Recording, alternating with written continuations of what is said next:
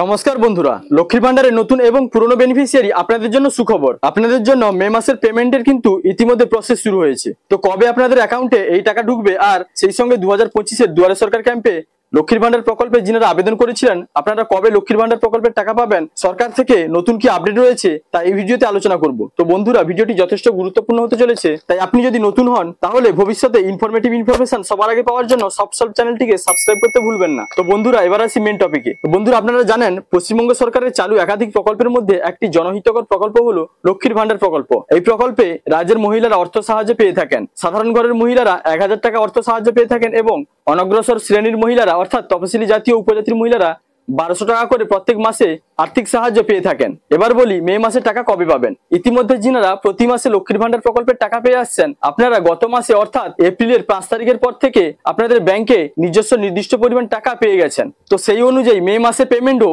আগামী 5ই মে থেকে আপনাদের লক্ষ্মীর ভান্ডারের টাকা 1000 এবং 1200 টাকা আপনাদের ব্যাংকে রিসিভ করবেন। আর 10 তারিখের মধ্যে সকলের ব্যাংকে কিন্তু এই টাকা ক্রেডিট হয়ে যাবে। এবার বলি যিনারা 2025-এর দুয়ারে সরকার ক্যাম্পে লক্ষ্মীর ভান্ডার প্রকল্পের জন্য নিজেদের নাম নথিভুক্ত করিয়েছিলেন আপনাদের টাকা কবে দেবে।